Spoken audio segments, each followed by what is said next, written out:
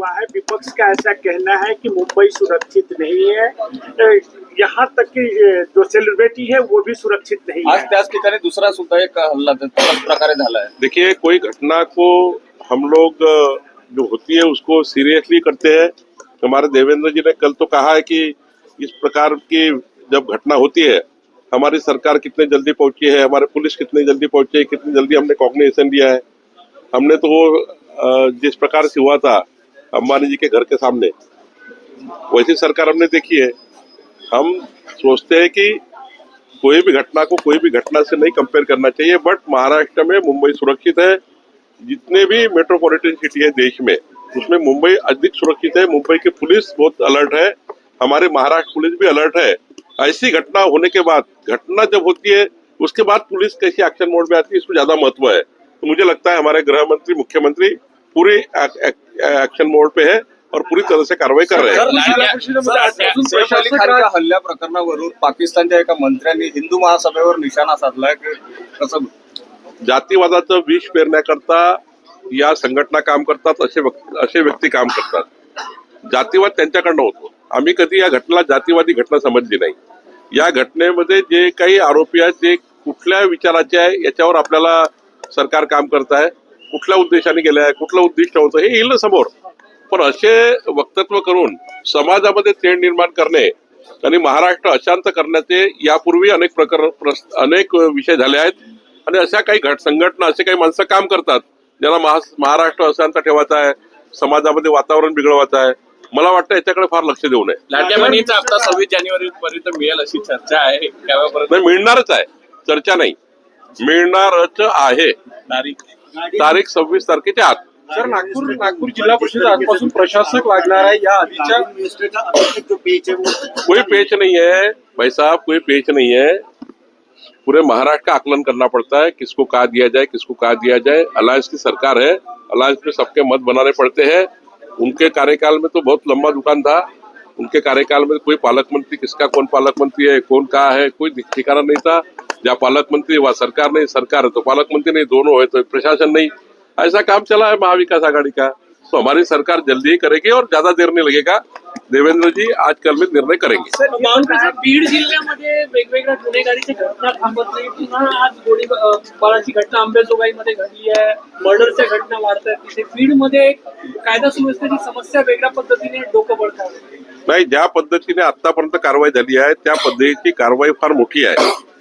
अनेक ज्या ठिकाणी गन लायसन होते त्या गन लायसनवरही त्या ठिकाणी कारवाई झाली आहे आणि पुढच्या काळात असे गोळीबार करणारे लोक आता फार नाही आहेत। मला वाटतं देवेंद्रजींनी त्याचा पूर्ण दखल घेतली आहे, निश्चित त्याच्यावरही कारवाई होईल। सर, ये बताएं कि कई जिला परिषद अभी भंग हुई है, तो क्या महानगर पालिका जिला परिषद का चुनाव संयुक्त रूप से करेंगे? क्योंकि एक तरफ वन नेशन वन इलेक्शन की बात की जा रही है, तो महाराष्ट्र के जितने भी महानगर पालिका जिला परिषद उनका चुनाव क्या सरकार, बीजेपी और आप लोग सोच रहे हैं एक साथ कराने के लिए? देखिए, ये सारा अधिकार राज्य चुनाव आयोग का है। सरकार को जो वहां पर राज्य चुनाव आयोग को जो सपोर्ट करना चाहिए कि चुनाव लेने के लिए क्या क्या हमारे कलेक्टर्स, हमारे सारे प्रशासन, वो सारा तैयार है। जब भी सुप्रीम कोर्ट का रिजल्ट आ जाएगा उसके बाद सारी तैयारी करेंगे। मुझे राज्य चुनाव तो करना ही पड़ेगा क्योंकि चुनाव तो लेना ही पड़ता है। तो सुप्रीम कोर्ट के रिजल्ट के लिए रुका हुआ है। जैसा भी रिजल्ट आता है मुझे लगता है फिर थोड़ा 12वीं की परीक्षा है, 10वीं की परीक्षा है, फिर आपको एक थोड़ी गैप देनी पड़ती है। तीनों नगर पालिका है, महानगर पालिका है, जिला पंचायत है।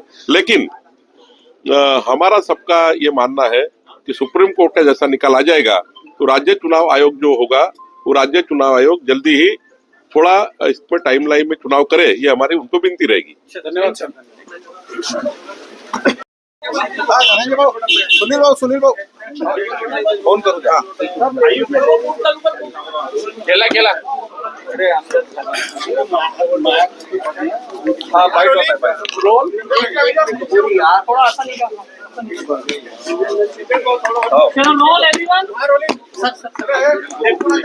आज आपण जिल्हा परिषद, महानगरपालिका, सार्वजनिक बांधकाम अनेक विभागांचा आढावा घेत आहेत।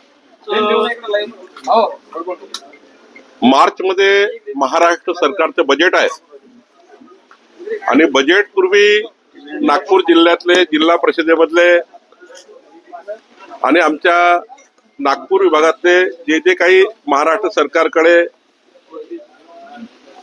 जे कामं आम्ही प्रस्तावित करतो त्याचं बजेट केलं पाहिजे. जिल्हास्तरीय अधिकाऱ्यांनी जर बजेट योग्य पद्धतीने केलं तर राज्य सरकार आपल्या बजेटमधनं नागपूर जिल्ह्याला निधी उपलब्ध करून देईल. आणि म्हणून मी आज येणाऱ्या बजेट करता नागपूर जिल्ह्याची काय मागणी आहे, नागपूर शहराची काय मागणी आहे याकरता जिल्हा परिषदेला आलो आहे. सर, अजून पालकमंत्री जाहीर झाले नाही, केव्हापर्यंत पालकमंत्री जाहीर होतील? फार जास्त वाट पाहण्याची गरज नाही आहे. माननीय देवेंद्रजी फडणवीस साहेबांचा तो मुख्यमंत्र्यांचा अधिकार आहे, पण मला असं वाटतं की 1-2 दिवसामध्ये हा निर्णय नक्की होईल. सर, नागपूर जिल्ह्यामध्ये जात प्रमाणपत्र देण्यासंदर्भात दिरंगाई होत आहे. हिंगणा तालुक्यामध्ये शेषनगरमध्ये अनेक पारधी विद्यार्थिनी अशा आहेत की जे शिक्षण सोडण्याच्या मानसिकतेत पोहोचले, कारण ग्रॅज्युएशन कम्प्लीट व्हायला आला मात्र 2-2 वर्ष झाले अर्जावर कारवाई नाही झाली. मी त्यांची आजच बैठक घेणार आहे आणि या बैठकीमध्ये ज्या अधिकाऱ्यांनी पारधी समाजावर जाणीवपूर्वक कास्ट सर्टिफिकेट देण्याकरता अन्याय केला असेल त्यावर निश्चित कारवाई मी करणार आहे. तर दिरंगाई केली असेल काही अधिकारी? कारवाई करणार आहे. सर, तत्कालीन कृषी मंत्री धनंजय मुंडे यांच्या कार्यकाळामध्ये कृषी विभागातले काही धोरण बदलवले आणि त्यावर आता हायकोर्टानं सरकारला जबाब देखील विचारलेला आहे. नाही, उच्च न्यायालयामध्ये जेव्हा एखादी कुठली केस होते किंवा पिटिशन होते तेव्हा उच्च न्यायालय सरकारला जे काही बाबी विचारतात सरकार योग्य वेळी त्याचे योग्य उत्तर देत असतं. मला वाटतं की सरकार या ठिकाणी जे काही धोरण बदललं असेल किंवा जे काही काळाची गरज असेल सरकार त्याचं उत्तर देईल. सर, ये बताएं कि कल भारतीय जनता पार्टी और संघ की एक महत्वपूर्ण बैठक होने वाली है. मंत्रियों की किन विषयों पे होगी और संघ के तरफ से कौन रहेगा और सरकार के तरफ से क्या मुख्यमंत्री के साथ साथ कौन रहेगा? हमारे विचार परिवार के सारे अधिकारी होते हैं जो हम लोग जो सरकार में चुन के आने के बाद हमारा दायित्व होता है कि आदिवासी विभागों में, सामाजिक न्याय के विभागों में, शैक्षणिक विभागों में ये सारे विषयों पर सरकार का जो भी प्रश्न है समाज के, वो प्रश्नों को लेकर एक चर्चा होती रहती है. हर 3-4 महीने में एक बार ऐसी चर्चा होती है. तो ऐसे ही एक हमारे सारे मंत्रियों का परिचय होगा. हमारे सारे मंत्रियों के विभाग में क्या क्या जनता के लिए कर सकते हैं, समाज के लिए कर सकते हैं, आखिरी आदमी के लिए कर सकते हैं, या अभी भी सरकार पहुंची नहीं वहाँ सरकार कैसी पहुंचाई जाए, इसके लिए भी एक निश्चित कार्यक्रम बनता है. तो मुझे लगता है ये बहुत मार्गदर्शनपूर्ण बैठक होती है.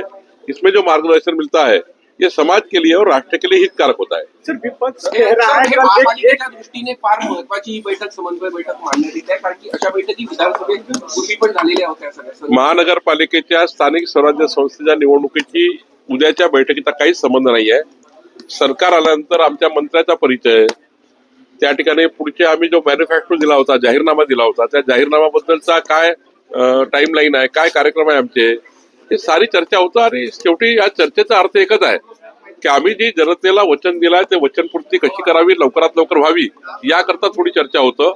हे आदिवासी भागातले प्रश्न आहेत, सामाजिक न्यायाचे प्रश्न आहेत, याच्यावर चर्चा होतं. मला वाटतं ही बैठक समाजाकरता आहे, आपल्या महाराष्ट्राला विकसित महाराष्ट्र करण्याच्या दृष्टीने महत्वाची आहे. लाडक्या बहिणीचा जानेवारी